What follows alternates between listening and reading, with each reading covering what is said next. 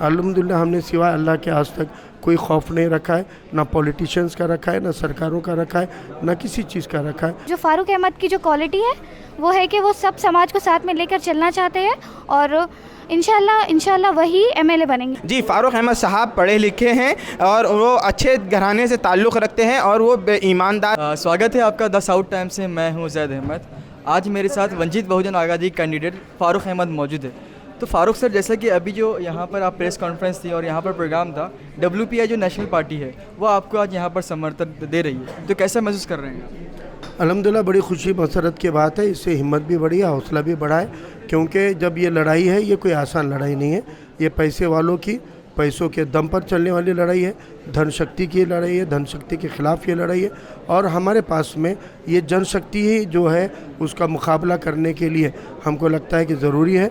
और अल्हम्दुलिल्लाह आम आवाम हो, चाहे वो किसी भी समाज तबके के लोग हो, आप समाज में जब घूमते हो तो सिर्फ ऐसा नहीं कि किसी ख़ास तबके के, सभी समाज के नांदेड़ दक्षिण की पूरी आवाम जो है वो अल्हम्दुलिल्लाह हमारी तायद कर रही है, हमारे हक़ में बात कर रही है। मुझे लगता है कि इससे अच्छा मौका, इससे अच्छी बात किसी भी इंतखाबात के अंदर इनकलाबी दिशा नहीं देती है जितनी आज अल्हम्दुलिल्लाह दक्षिण में हो रही है। अगला क्वेश्चन हमारा ये है कि जैसे कि आपने बताया और वेलफेयर पार्टी वालों ने बताया, हमने कुछ मुतालबात किए हैं, तो कौन से मुतालबात थोड़ा सा हमें शॉर्ट में बताइएगा।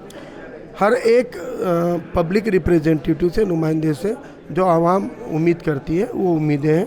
वो चाहते हैं कि कोई भूखा ना मरे, इसलिए अन्न सुरक्षा के तहत ऐसे परिवारों तक भी अनाज पहुंचाया जाना चाहिए जो लोग भूख के चलते कमज़ोर होते हैं या जिनको मरने की नौबत आती है। उन्होंने उम्मीद जताई है कि जब भी धर्म और जाति के नाम पर कोई भी कानून बनेगा उसके मुखालिफ खड़े होना चाहिए।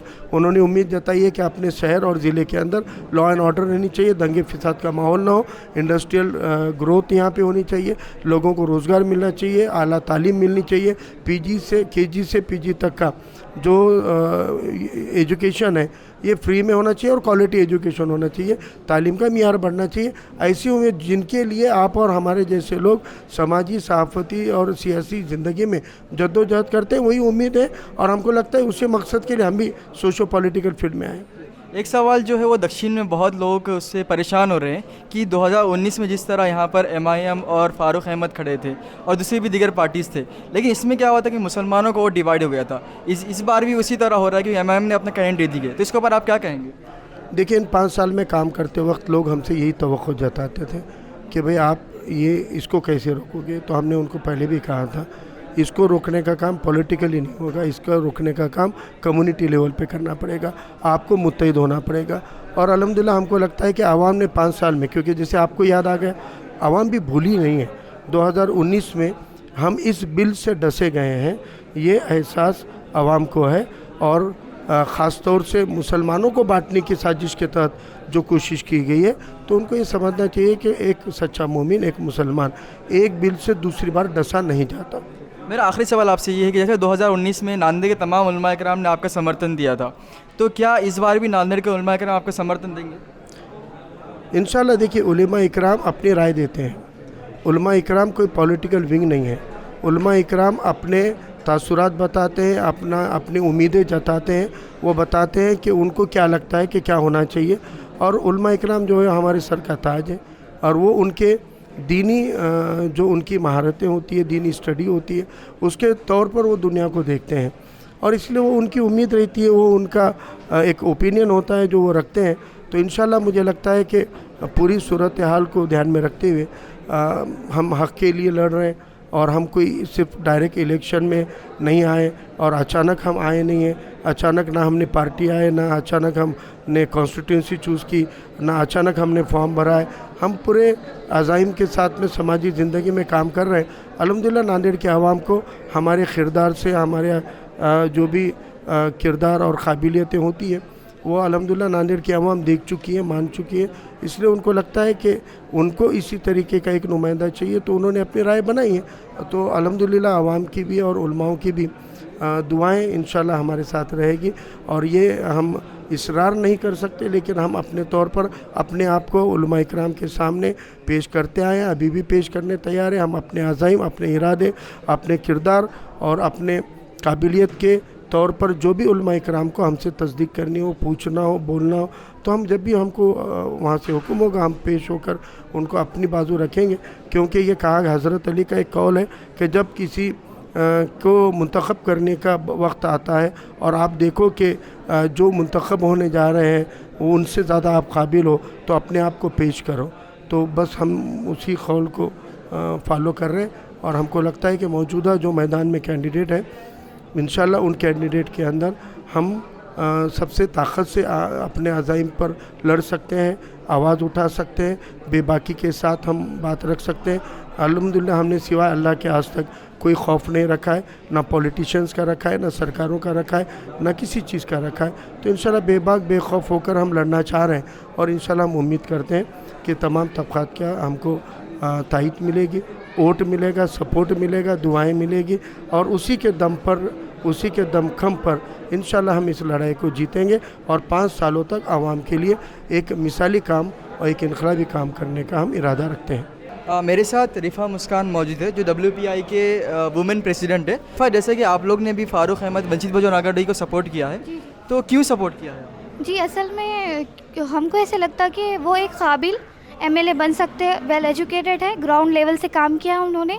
और सबसे पहली बात तो जो उनका सोर्स ऑफ इनकम है वो हलाल तरीके से है, तो हमको लगता है कि हलाल चीज़ें आगे तक जाती है और उसमें अल्लाह की रज़ा भी होती है।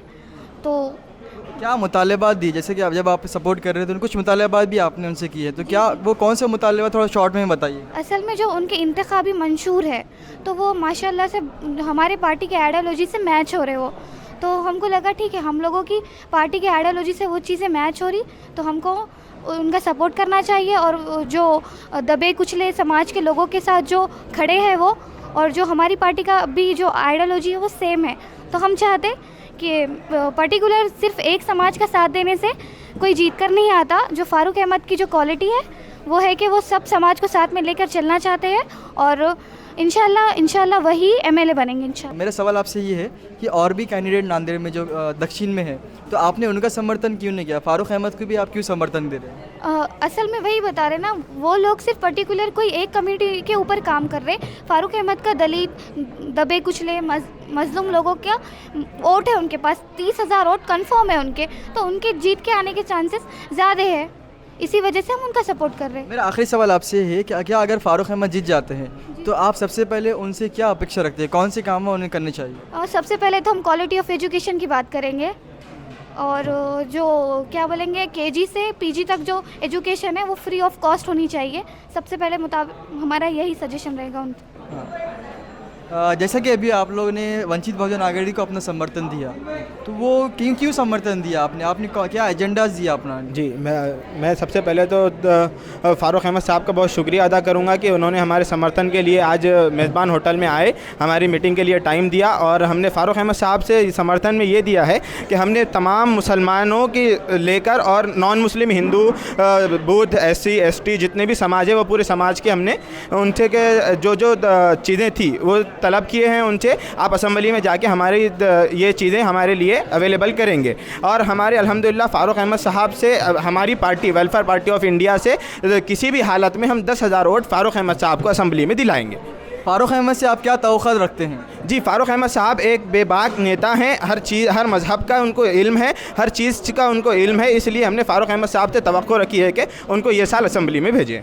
और भी तो यहाँ पर कैंडिडेट थे, आपने फ़ारूक अहमद को क्यों चुना? जी, फ़ारूक अहमद साहब पढ़े लिखे हैं और वो अच्छे घराने से ताल्लुक़ रखते हैं और वो ईमानदार हैं, उनके पास हलाल की कमाई है, इसीलिए हमने फ़ारूक अहमद साहब को चुना और वो हमने जो चीज़ें उनको समर्थन में दिया है वो चीज़ें हमारी पूरी उन्होंने करेंगे, इसीलिए हम फ़ारूक अहमद साहब को समर्थन दिए हैं। मेरा आखिरी क्वेश्चन आपसे ये है कि क्या अगर फ़ारूक अहमद अगर जीत जाते हैं तो आप सबसे पहले उन्हें कौन से मुद्दों पर काम करने के लिए कहेंगे? जी, हम सबसे पहले तो मुस्लिम, SC ST का जो भी रिज़र्वेशन है वो रिज़र्वेशन के लिए, मराठा रिज़र्वेशन के लिए हम काम करने के लिए कहेंगे और फिर दीगर जो काम है वो उसके लिए कहेंगे, जैसे कि गवर्नमेंट हॉस्पिटल हो गए, ट्यूशन क्लासेस हो गए, गरीब बच्चों के मदद हो गई, हॉस्पिटल वगैरह जो भी चीज़ें हैं उसकी तलब करेंगे।